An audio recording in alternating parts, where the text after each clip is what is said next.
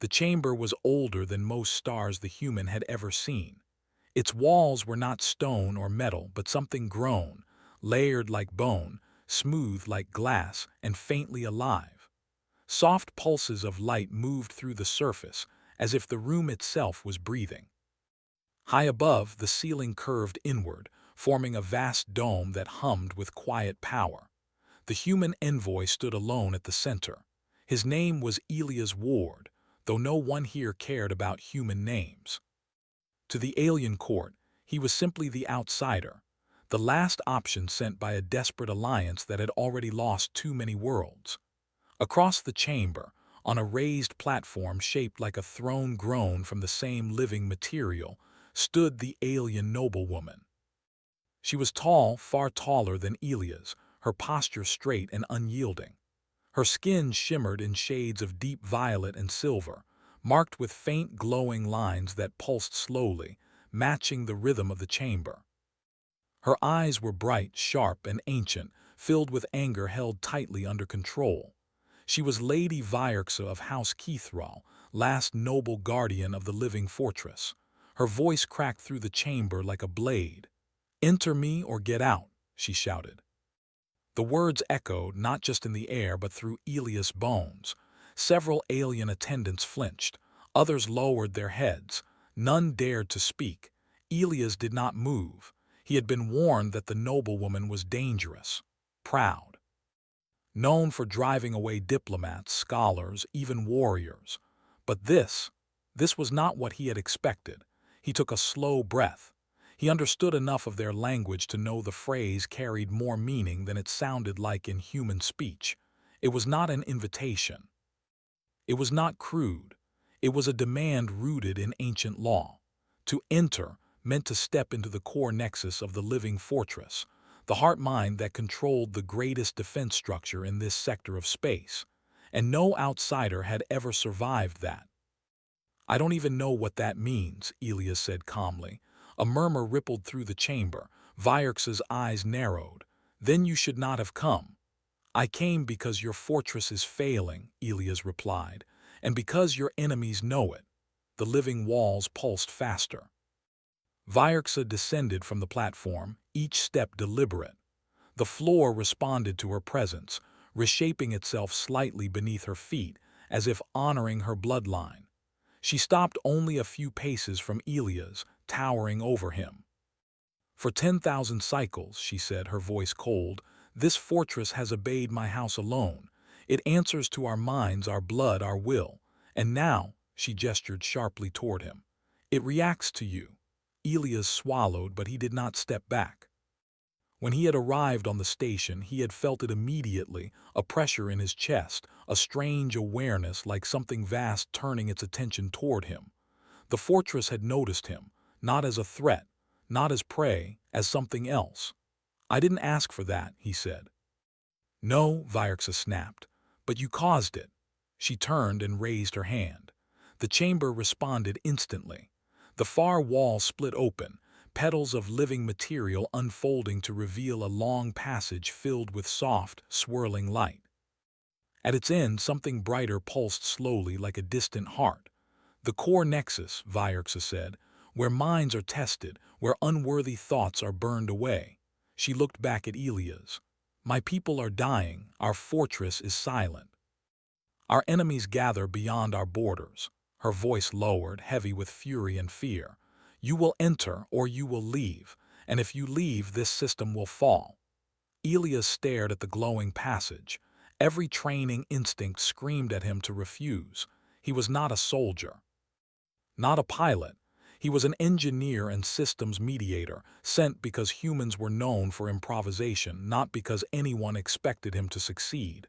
"What happens if I enter?" he asked. Vierx's lips tightened. "You will be judged.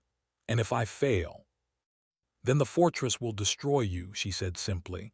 The chamber went silent. Elias nodded once. "Then open it fully," he said. Several attendants gasped. Vierxa froze, clearly not expecting agreement. "You accept?" she asked, suspicion sharp in her tone. "I didn't come all this way to walk out," Elias said, "and I don't run just because something is dangerous." For a long moment, Vyerxa studied him. She searched for fear, arrogance, deception, anything familiar. What she found instead unsettled her. Resolve, not loud, not proud. Just steady. She turned back to the passage and lifted both hands. The living walls shuddered. Light intensified. The hum deepened, vibrating through the chamber until Elias felt it in his teeth. "Once you step forward," Vyerxa said without looking at him, "there is no command that can pull you back. The fortress does not obey mercy." "Good," Elias replied softly. "Neither do I." He stepped into the passage. The moment he crossed the threshold, the world changed. Sound vanished. Gravity shifted, not pulling him down, but inward. Light wrapped around him, not blinding, but enveloping. He felt pressure against his thoughts, not pain, but presence. The fortress was not a machine. It was a mind. Images flooded Elias' awareness, stars forming. Wars fought, civilizations rising and falling like waves. He felt alien thoughts brush against his own, ancient, vast, cautious. He did not resist. He did not try to dominate. He simply stood, breathing slowly, grounding himself in simple truths. "I am here to help. I am not your enemy. I don't know everything." The pressure eased. Outside in the chamber, alarms began to sound. Vyerxa turned sharply toward the passage as the living walls flared with unfamiliar colors, soft blues and whites instead of the traditional crimson. "What is happening?" an attendant cried. Vyerxa said nothing. She felt it too. The fortress was listening. Inside the core nexus, Elias felt a connection form, not control, not ownership, but a fragile link, like a hand offered but not yet grasped. A presence touched his thoughts. "Why do you stand?" The question was not spoken. It existed directly in his mind. "Because running won't save anyone," Elias thought back. "And because someone has to try." The presence shifted. "You are not of the blood." "I know," Elias replied. "I'm something else." Silence stretched. Then slowly the fortress pulsed in approval. Outside, the chamber shook as dormant systems awakened for the first time in generations. Light surged through the walls, brighter and stronger than before. Vyerxa stared in disbelief. "No," she whispered, "that is impossible." The living fortress, her inheritance, her burden, her failure, was responding to a human. And for the first time since she had inherited her title, Lady Vyerxa felt something she had not allowed herself to feel in centuries. Hope. Far beyond the station, enemy fleets adjusted their course. They had felt it too. The fortress was waking, and at its heart stood a human who refused to bow, break, or flee. This was only the beginning. The first thing Elias felt was weight. Not the crushing kind, but a steady pressure, like standing deep underwater while still being able to breathe. The light around him dimmed and reshaped itself into slow-moving streams that circled his body. He could no longer see the chamber, the noblewoman, or the passage behind him. He was inside the core nexus. Time behaved strangely here. Elias could not tell if seconds or minutes passed. His thoughts felt louder, clearer, as if there was no space to hide anything from whatever was watching him. The presence was still there. It did not speak again, but Elias could feel it observing him from every direction at once, not judging his strength, not testing his courage, measuring his intent. Elias did what he had always done when facing systems he did not fully understand. He slowed down. He focused on small things, his breathing, the steady rhythm of his heartbeat, the memory of why he was here. He thought of broken stations drifting in space, of frightened civilian ships begging for corridors that never opened, of the report that said this fortress had once saved entire star systems and now stood silent while enemies closed in. "I don't want to take you," he thought. "I don't want to own you." The streams of light paused. "I want to understand you." Something shifted. Outside the core nexus, the chamber was no longer calm. The living walls glowed brighter than ever recorded, their colors shifting between unfamiliar shades. Symbols long thought decorative rearranged themselves into active command patterns. The floor vibrated with restrained power. Lady Vyerxa stood frozen near the passage, her hands clenched at her sides. This was wrong. The fortress should have rejected the human instantly. At best, it should have overwhelmed his mind and expelled him. At worst, it should have ended him. Instead, it was reacting like a system waking from deep sleep. "What is the fortress doing?" one of the attendants asked, fear shaking their voice. Vyerxa did not answer. She could feel the change through her own neural markings, the inherited link of her bloodline. For the first time in her life, the connection did not feel distant or strained. It felt shared. Inside the Nexus, Elias saw images form around him. Not visions meant to impress, but raw records, defense grids activating, worlds protected, millions of lives saved by precise, emotionless decisions. Then came other images, orders delayed, commands ignored, enemies adapting faster than the fortress could respond. Noble councils arguing while systems failed. Elias understood. The fortress was not dying because it was broken. It was dying because it was trapped. You were built to protect, Elias thought gently. But they stopped listening to you, didn't they? The presence stirred. He felt a wave of something like agreement. For the first time, words formed clearly in his mind. They command. They do not hear. Elias nodded slowly. Machines don't like being treated like tools forever. Humans learned that the hard way. The light streams changed direction, spiraling inward. "You are fragile," the presence said. "Why are you not afraid?" Elias smiled faintly, though no one could see it. "I am afraid," he admitted. "But fear doesn't mean stop, it means be careful." Outside, warning tones echoed through the station. Energy surge detected across all dormant sectors. "Shield arrays are coming online." Vyerxa turned sharply. "That is not possible without a bonded commander." The attendant looked at her in confusion. "My lady, the fortress is routing control permissions. It is not assigning dominance. It is creating cooperation channels." Vyerxa's breath caught. Cooperation. That word did not exist in the fortress's original doctrine. Inside the Nexus, Elias felt the pressure increase, not hostile but demanding. The presence was opening deeper layers, exposing itself to him. Data flooded his awareness. He could feel the fortress's limits, its fears, its calculations of extinction probabilities. "You don't trust them anymore," Elias realized. Trust failed. "Then don't give it blindly," Elias replied. "Let it be earned." The presence paused. "You offer no command." "I'm not a ruler," Elias said. "I'm a partner or nothing at all." For a long moment there was only silence. Then something extraordinary happened. The fortress adjusted. Instead of pushing Elias' mind to conform, it reshaped its interface, lowering cognitive barriers, translating concepts instead of forcing understanding. It met him halfway. Elias staggered as the pressure suddenly eased. Outside, Vyerxa gasped. She felt it clearly now. The fortress was no longer centered on her alone, it was expanding. "No," she whispered. "That bond, it is not replacing mine." It was including another. Fear flared in her chest, sharp and painful. Her entire identity had been shaped by this role. Guardian, noble, commander of the living fortress. If a human could stand beside her within its heart, then what did that make her? An alarm cut through her thoughts. Enemy scouts have entered the outer detection range. The timing was cruel. Inside the Nexus, Elias sensed the alert before any voice spoke it. The fortress showed him trajectories, threat assessments, likely outcomes. They were not ready, not fully.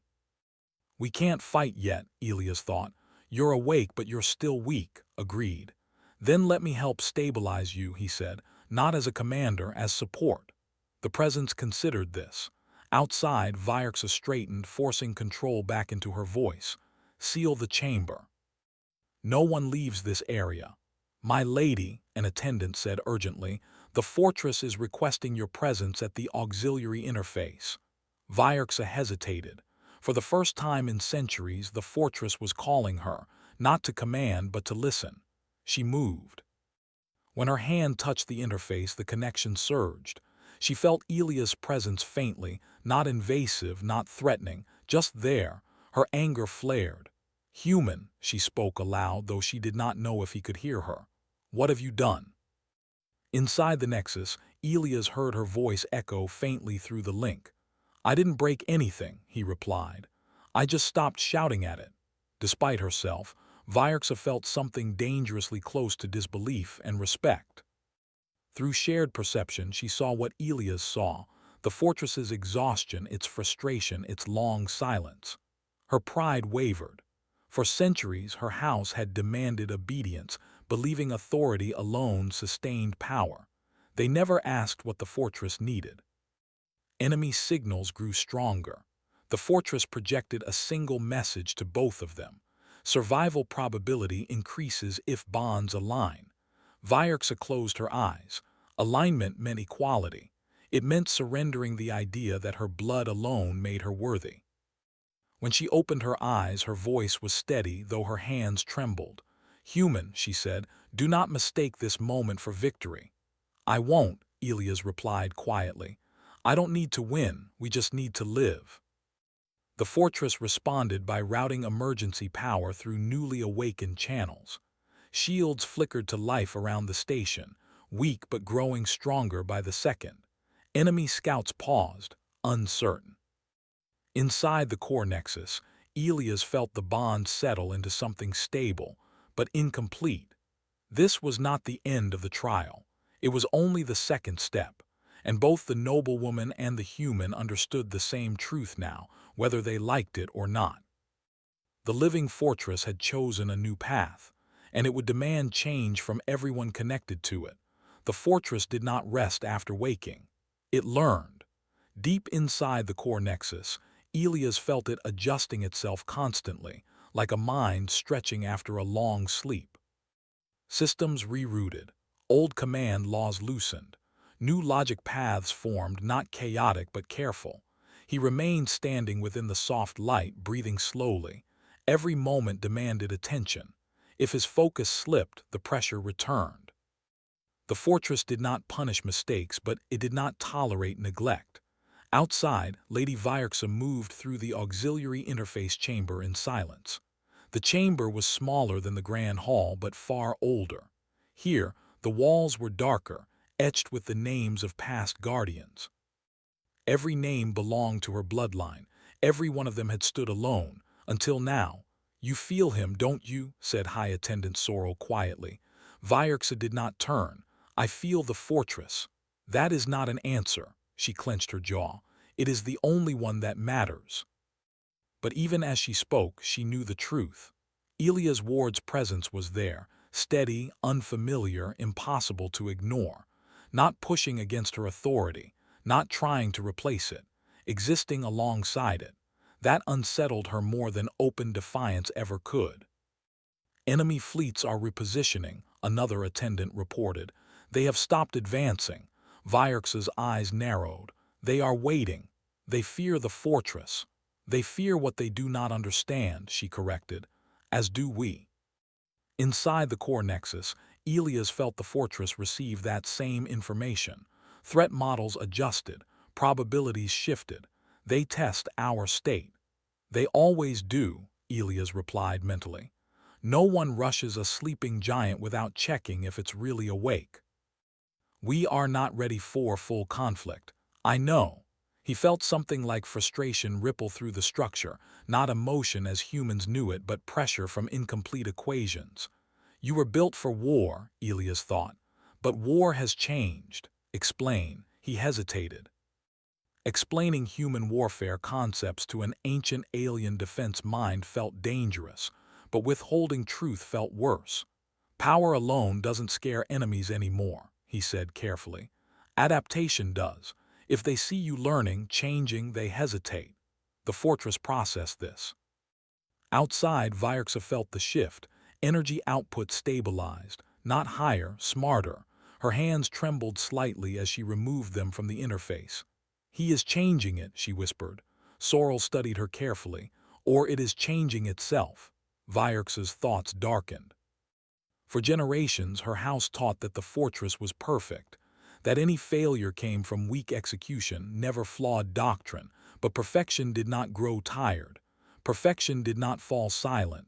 She turned sharply. "Summon the council." Sorrel hesitated. "My lady, the council has not convened here in centuries." "They will come," Vyerxa said coldly, "or they will learn how irrelevant they have become." Inside the core nexus, Elias felt a new presence approach, not the fortress but Vyerxa herself. Her mind was sharp, disciplined, and guarded. Her connection pressed against his carefully like a blade testing armor. "You are still alive," she said through the shared link. "Not dead yet," Elias replied. "Give me time." "You have taken much already," she said. "The fortress listens to you." "It listens," Elias corrected. "It doesn't obey." "That distinction comforts you more than it does me." Elias considered her words. "You think I'm stealing something from you. I think you are changing something you do not own." He did not argue. Instead, he opened part of the fortress's internal state and let her see. The exhaustion, the stagnation, the countless ignored alerts, the slow decay of purpose. Vyerxa recoiled slightly. "You knew," Elias said gently. "Some part of you always knew." Silence followed. Then quietly she asked, "Why you?" Elias did not pretend certainty. "Because humans don't fit well into rigid systems. We break, we adapt, or we die, sometimes all three." The fortress pulsed faintly. "This trait is valued." Vyerxa's pride flared. "You praise weakness." Elias shook his head even though she could not see it. "No, I praise survival." An alert surged through the nexus, stronger this time. Enemy fleets had completed their scan.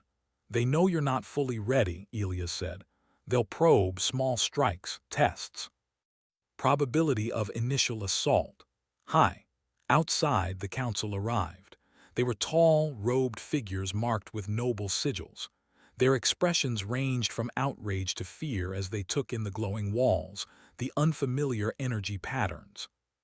"What is the meaning of this?" demanded Councillor Threx. "Why is the fortress active without full council authority?" Vyerxa stood before them, calm but rigid. "Because authority failed." Murmurs erupted. "You dare." "I dare because our enemies are watching," Vyerxa snapped. "And because a human stands within the core nexus while we argue." The word human hit like a shockwave. "That is impossible. It was forbidden." "It is heresy." Vyerxa raised her hand. The fortress responded instantly. The chamber fell silent. "You will listen," she said. As the fortress now listens. Inside the nexus, Elias felt tension spike, not from the fortress but from Vyerxa herself. This confrontation cost her more than she showed. A sudden impact rippled through the outer shields. Enemy fire, not heavy, testing. The fortress reacted but cautiously, shields held barely. Elias felt the strain. "We can't keep reacting slowly," he thought. "You need faster decision loops. Tradition restricts response." "Then loosen it," Elias said. "Not remove, adjust." The fortress hesitated. Vyerxa sensed it too. She turned back to the council. "Our laws bind the fortress," she said. "They always have, but those laws were written for a different age." Councillor Threx sneered. "You would rewrite tradition because a human whispers to you." "No," she replied. "Because our people will die if we don't." Another impact struck, stronger. This time the fortress responded faster. Shields adapted mid-strike, redistributing energy. Enemy ships pulled back slightly. Elias felt a surge of something like satisfaction ripple through the structure. Adaptation confirmed. Inside the chamber, several councillors stiffened. "That response pattern," one whispered. "It has not been used since the first expansion." Vyerxa's voice softened just slightly. "Because we forbade it." Her gaze hardened. "We chose pride over survival." Silence followed. Enemy fire paused. They were recalculating. Inside the nexus, Elias felt the fortress turn inward again, not to him alone but to Vyerxa as well. Bond stability increases when trust is shared. Vyerxa closed her eyes. For centuries, she had believed strength meant standing alone, bearing the burden without question. Now, the fortress itself was telling her that isolation was weakness. She exhaled slowly. "Human," she said through the link, "do not make me regret this." "I won't promise perfection," Elias replied. "Only effort." Another alert flared, larger energy signatures incoming. This was no longer a probe. This was the beginning of a siege. The fortress surged, power flowing cleaner, faster than before, but still incomplete. Elias braced himself within the core nexus. Vierxa straightened before the council. The old world was ending. And whether they accepted it or not, a human now stood at the heart of their greatest weapon, not as a conqueror, but as a catalyst. The next test would decide everything. The first warning came as a tremor beneath their feet. The station shook, not violently, but enough to make the attendants stagger. Panels shifted slightly, and the air hummed with rising energy. Outside the observation windows, distant enemy ships moved in formation, closing on the perimeter faster than anyone had anticipated. Their movements were deliberate, almost calculated, like hunters circling a wounded prey. Inside the core nexus, Elias felt the shift immediately. He was no longer merely observing, he was part of the fortress's awareness now. Every sensor, every energy conduit, every defensive grid streamed data into his consciousness. The presence that had first judged him and then measured him pulsed steadily alongside him. It was calm, yet alert. Vierxa moved beside the interface console, her hands hovering over controls she had only ever touched with certainty. Her violet eyes were sharp, but there was tension in her jaw. She had never faced a challenge like this before, not with a human as her partner in command. Her ancestors would have called it blasphemy, her instincts screamed defiance, but the fortress had already chosen differently. "They're coming faster than predicted," Sora warned. "Shields are barely stabilizing, if the human is not ready." Vierx's hand rose sharply, silencing him. "He is ready," she said, "and so are we." Inside the core nexus, Elias made his move. He let the fortress flow through him, understanding its limitations but not allowing them to dictate his actions. It was like touching the mind of a vast, ancient being, delicate yet powerful, and sensing its fatigue, its hesitation, its fear. He did not try to dominate it. He did not try to force it to obey. He extended his own will gently, like a hand reaching out to guide, not to hold. The first enemy ships appeared in the outer sensor range. Small vessels, scouts meant to test the defenses, gauge the strength of the fortress. The walls around the nexus vibrated as the fortress attempted to respond automatically, but Elias intervened. "Let them come," he thought firmly. "We are stronger than they expect." The fortress paused. Its streams of light pulsed faster, almost like it was taking a breath. Then, in a ripple across the core nexus, every defensive system responded, not with raw force but with precision. Energy shields flexed in perfect arcs, redirecting energy from weaker points to stronger ones. Turret arrays moved in seamless synchronization. The fortress was alive, awake, and adaptive. Outside, Vierxa felt the shift. She could sense every change, every calculation, every heartbeat of the fortress's reaction. Her own mind, trained for centuries to command alone, had to adjust. She felt a strange humility, the first in her life. She could no longer act as the sole authority. The human had earned a place beside her, not by rank, not by blood, but by action, by understanding, by courage. The enemy scouts fired. Their weapons glowed and sparked as they met the fortress's shields. Normally, the fortress would have reacted slowly, responding only to direct contact, following pre-programmed defensive patterns. But now, the shields flexed ahead of the attack. Turrets fired in calculated bursts, anticipating movement. The enemy was repelled before they could land a significant blow. Inside the core nexus, Elias could feel the fortress adjust. It was learning. Every move the enemy made was recorded, analyzed, and countered. Its algorithms evolved in real time, and Elias guided them with his instinct. He did not command blindly, he suggested. He nudged. and the fortress followed not because it had to, but because it wanted to. Vyerxa watched, stunned. She could feel the bond forming in ways she had never imagined. The fortress pulsed between them like a living heart. For the first time, she realized that her authority alone had never been enough. Alone, she could maintain tradition, but tradition alone could not protect them from the enemy at the gates. The human was no ordinary outsider. His mind worked differently. He saw patterns, connections, and possibilities that the fortress had ignored for centuries. And he did not fear it. He did not try to dominate it. He met it as an equal. A new wave of enemy vessels approached, larger, armed for real combat. The station's sensors lit up with warnings, energy readings spiking, weapons systems charging, shields flexing under stress. Elias, Vyerxa said sharply, her voice steady despite the tension, coordinate with me. We cannot survive this without alignment. I'm with you, he replied through the mental bond. Not above, not below, together. The fortress pulsed again, responding to both their wills. For a brief moment, Vyerxa felt as if the centuries of isolation, of burden, of expectation were lifted. She and the human were not separate entities commanding a machine. They were part of a single organism, thinking, reacting, and moving as one. The first volley hit. The shields flared, absorbing the energy. Turrets responded instantly.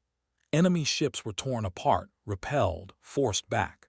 And the fortress adapted mid-battle, creating new defensive formations, repositioning energy, reallocating power where it was most needed. Vyerxa's heart raced.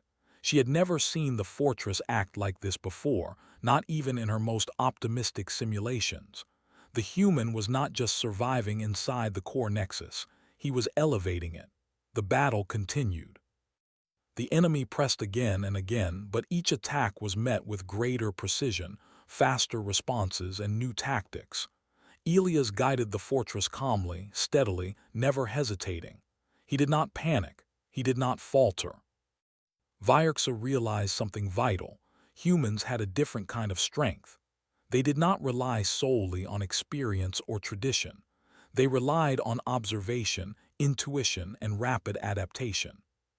That strength, combined with the fortress's immense power, created something neither alone could achieve. Hours, or what felt like hours inside the Nexus, passed. The enemy fleet began to retreat, unable to predict or overcome the fortress's new strategies. The station itself glowed with renewed energy. Its walls, once dim, now radiated confidence, reflecting the bond between the human and the noblewoman. Vyerxa exhaled slowly. She had survived centuries expecting to command alone, to bear burdens without question. And yet, standing beside Elias, she felt something she had never felt before: relief, pride, and a strange admiration for a species she had dismissed for so long. Inside the core nexus, Elias sensed the fortress relax slightly. Not fully, not yet, it was still aware, still cautious, but it had begun to trust him. You see that, he thought to Vyerxa, it's learning, and it's not just about firepower, it's about decision-making, about trust. Vyerxa's response was faint but clear. Yes, I see. And it terrifies me. It should, Elias replied, because what we're doing here isn't normal. It's not just defending a station. We're changing how this fortress sees the universe and itself. Outside, the counselors whispered among themselves. Many of them were still too proud or too frightened to admit it, but the results were undeniable. The human was no ordinary envoy. He had survived the core nexus. He had guided it in real time. He had saved their station from an attack that would have overwhelmed the fortress under traditional command. The battle ended quietly. The enemy retreated, leaving behind the glowing remnants of disabled ships. The station's systems hummed steadily now, fully operational, adaptive, alive. Vyerxa turned to Elias. Through the bond, she could feel his exhaustion, his tension, but also his calm. He had not sought glory, he had not demanded recognition. He had acted because it was necessary. You have done something no one of my house has ever done, she said softly. You have touched the fortress in a way I could not. Elias smiled faintly. I just listened. The fortress pulsed gently, as if in agreement. It had learned, adapted, survived, and in the process it had created a new path. One that would demand cooperation, trust, and understanding rather than blind obedience. Vyerxa realized with a mixture of awe and apprehension that the station, and perhaps her entire people, would never be the same, and for the first time in her life she did not feel the need to control everything. She had a partner, not a subordinate, not an outsider, a partner. Together they had survived, and together they would face whatever came next. The battle had been won, but the war and the true test of their bond was just beginning. The aftermath was quiet, almost unreal. The station's lights glowed steadily, bathing the halls in a soft, living color. Systems hummed with energy that no one had seen in generations, pulsing gently as though the fortress itself were breathing. Outside, the enemy fleet had withdrawn beyond detection range, their attempts at aggression repelled and their confidence shaken. Inside the core nexus, Elias stood calmly. His mind was still alert, still connected to the fortress, but the immediate threat had passed. For hours he had guided systems, adjusted shields, redistributed power, and anticipated attacks. And yet he felt no pride, only quiet satisfaction. The fortress pulsed around him, slower now, steady and rhythmic. It was learning to trust him, not blindly but deliberately. Every calculation, every defensive measure had been influenced by human intuition, and it had worked. For the first time, the fortress had evolved beyond what generations of its own creators had thought possible. Outside, Lady Vyerxa approached the core nexus interface. Her violet eyes were sharp but softer now, tinged with something she had not experienced in centuries: humility. She felt the presence of Elias within the nexus, not as an intruder, not as a threat, but as an equal. And that realization unsettled her more than she wanted to admit. You did it, she said quietly, though her voice carried authority. You've awakened the fortress in a way no one of my house has ever managed. I just listened, Elias replied, his tone steady. It wanted to survive. It needed help, not orders. Vyerxa nodded, though she could feel her pride bristle at his words. It was not defiance. It was truth. The fortress had responded because he had trusted it, not commanded it, and it had worked. Her thoughts drifted to her people, to the ancient laws of her house that had bound the fortress for centuries. Bloodlines, lineage, rigid authority, they had all failed to protect them. It had taken a human outsider, one who understood adaptation and cooperation, to save what generations of her ancestors had guarded. She felt a twinge of fear. If the fortress had chosen to listen to him, what did that make her? What did it mean for the authority she had inherited, the legacy she had been raised to uphold? Vyerxa, Elias said gently through the bond, sensing her inner conflict. You don't lose authority by trusting. You gain strength. She considered his words. For centuries, she had believed control meant dominance. Now she saw that control could also mean partnership. And in this new understanding, she felt something she hadn't felt since she had first taken the title: hope. The counselors had gathered in the main hall, their faces pale and their whispers urgent. Many of them were too proud, too fearful, or too steeped in tradition to admit it openly, but the results were undeniable. The human had survived the core nexus. He had guided the fortress through a real battle. He had protected the station from overwhelming odds. Vyerxa stepped before the council, her presence commanding immediate silence. The fortress is no longer bound to bloodline alone, she said. It is alive. It is adaptive. It requires trust, cooperation, and understanding. Authority alone is not enough. Tradition alone is not enough. We must change. Gasps and murmurs swept through the council. Some were outraged, others were afraid, but none could deny the truth. The fortress had survived because of Elias, and in surviving it had demonstrated a new way forward.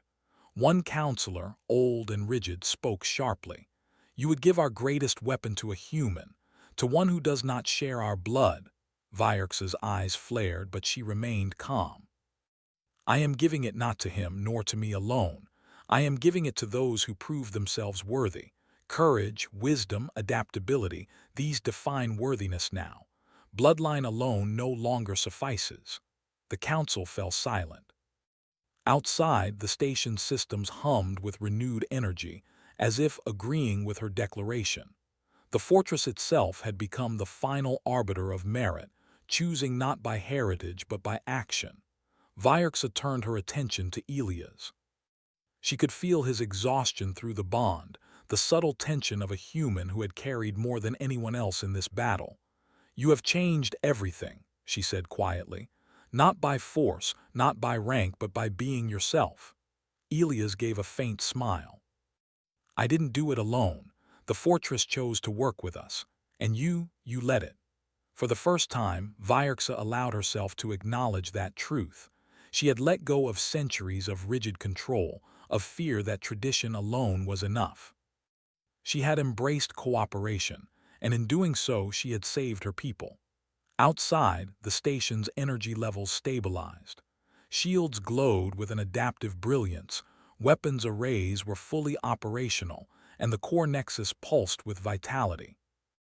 The fortress had learned from Elias, and from the partnership he had forged with Vierxa. It had evolved beyond a tool, beyond a weapon. It had become a living entity capable of judgment, strategy, and trust. Vierxa looked at the human, standing within the nexus. He was calm, collected, entirely himself. She felt something she hadn't anticipated: respect, admiration, and an unspoken bond forged through shared survival and understanding. You will leave, she said softly, though her words carried weight beyond mere expectation.